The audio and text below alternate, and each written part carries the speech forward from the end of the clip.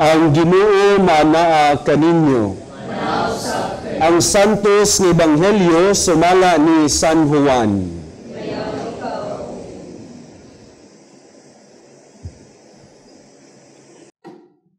Sayo sa Domingo sa buntag, samtang ngit-ngit pa, si Maria Magdalena miadto sa lubnganan ug nakita niya nga ang bato naligid na gikan sa baba sa lubnganan.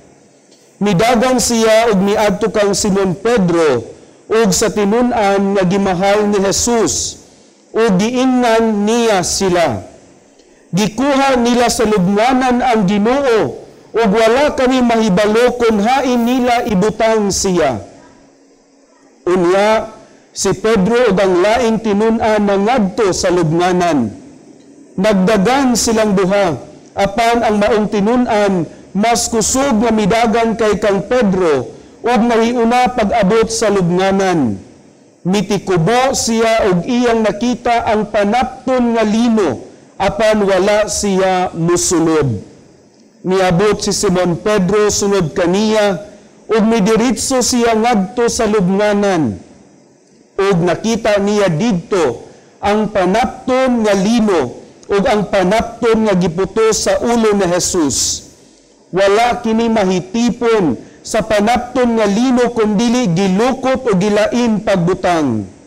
Unya kadtong tinun-an nga nahiuna pag-abot sa lubnganan, misulod usab ug nakakita siya og mituo.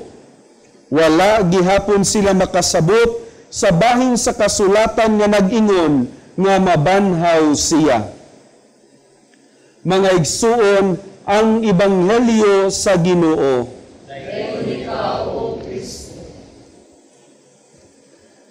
Malipayong piyesta kaninyong tanan. Mga igsuon, kining atong kasaulugan, meaning Domingo sa pagkabanhaw, mao ang pinakadakong piyesta o solemnidad sa atong Kristohanong pagtuo sa atong simbahan. Ang tawag ani gani mga igsuon, piyesta sa tanang piyesta. No, number 1, mas labaw pa ni sa piyesta sa Pasko, mas labaw pa ni sa piyesta sa Sinulog, labaw pa ni sa piyesta sa mga patron sa atong tagsa-tagsa ka mga parokya. Kini ang pinakadakong piyesta nga gisaulog sa atong simbahan, ang pagkabanhaw sa atong Dios. Apan nindot mahinumduman mga igsuon na ang pagkabanhaw is not only a mystery to be celebrated, but an identity that you and I should live. Ang pagkabanhaw, dili lang misteryo o piyesta solemnidad na angay sa ulugon, kundili timailhan sa atong pagkamanununod sa Dios na angay natong puy-an mga igsuon. Kung atong pamalandungan, usa sa tawag sa ato ang simbahan kanato nga manununod sa Dios, that you and I are Easter people. We are qualified by this very mystery. In other words, this resurrection of our Lord shapes who we are as persons, our values, our choices, our engagements, and even our ways of relating with one another. Again, Easter is not only a mystery to be celebrated, but an identity that you and I should live. Ang pangutan ng mga igsuon, sa unsang pamaagi man nato mapuy-an ang pagkabanhaw sa Dios sa matag adlaw sa atong kinabuhi. Sa tinuod lang kung atong pamalandungan, daghan kayong mga pagtulunan ang pagkabanhaw sa atong Ginoo. Apan una niini mga igsuon, mao kining dakong pahinumdom, buhing pahinumdom, nga kitang tanan makaambit gayud sa grasya sa Dios. Naluyo sa kalisod mga igsuon dili kamatayon ang atong utlanan, kundili kinabuhi nga iya sa grasya sa atong Dios. Atong hinumduman sa mga niaging adlaw, grabe ang pag-antos sa atong Ginoo. Namatay siya sa krus, apan karon nabanhaw siya. Kung atong itandi sa ato ang tagsa-tagsa ka mga kasinatian, dili kalisdanan ang utlanan sa atong kasinatian dinhi sa kalibutan. Dili problema ang magmadaugon sa atong kinabuhi mga igsuon, kundili ang grasya nga gikan sa Dios nga maghatag kanatog kalig-on o bag-ong kadasig aron matagamtam nato pag-usab ang kinabuhi nga iya gayud sa Dios. Dili kamatayon, dili kalisod, dili kasakit ang atong utlanan mga igsuon. Nabanhaw ang Dios, mabanhaw usab unta kita kauban kaniya. Kung unsa man ang kalisdanan nimo karon mga igsuon, hinaot unta mamahimo kang malaumon nga ang Ginoo matinud-anon nga pun-on ka sa grasya aron imong matagamtam ang kinabuhi nga iya sa iyang pagkabanhaw. Ikaduhang pagtulun-an niining dakong solemnidad mga igsuon, atong hinumduman that as Easter people, let us always proclaim Easter. As Easter people, atong isangyaw kanunay ang mensahe sa pagkabanhaw.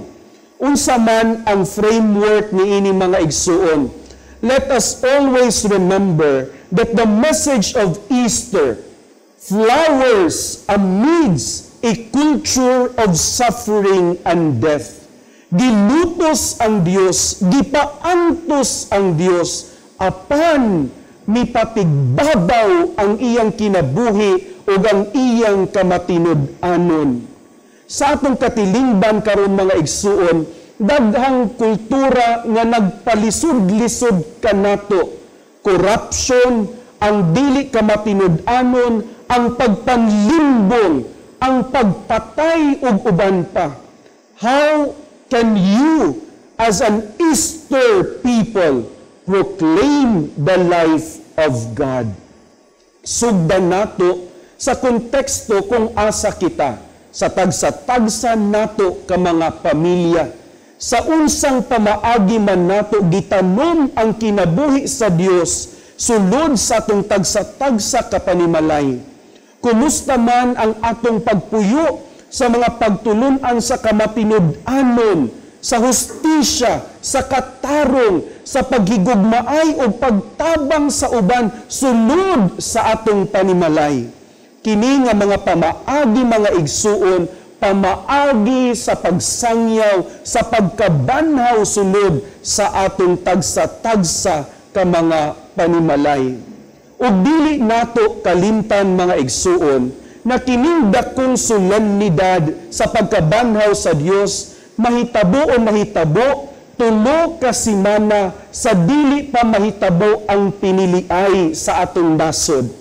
Hinumduman unta nato mga igsuon nga kining pagkabanhaw dili bulag sa atong katungdanan isip mumulupyo niining maong nasod.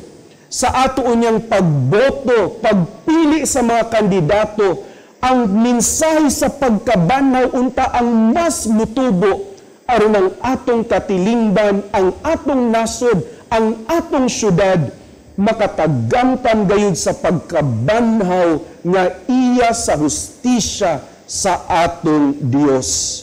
Dili nato kini kalimtan mga igsuon, kining na pagkabanhaw nga atong gisaulog karon dili bulag sa atong katungdanan isip lumulupyo niining maong katilingban.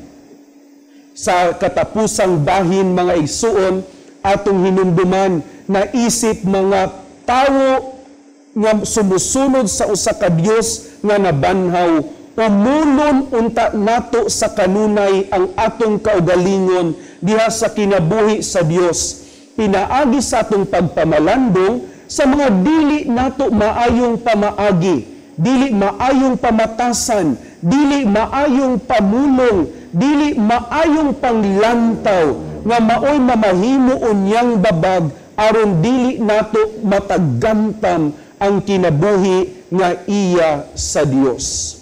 Mga igsuon, sa atong pagpadayon nining santos nga misa, o sa atong pagpadayon, sa atong pagpamalandong, niining pinakadakong solemnidad sa atong simbahan, let us always remember that Easter is not only a mystery to be celebrated, but an identity that you and I should live.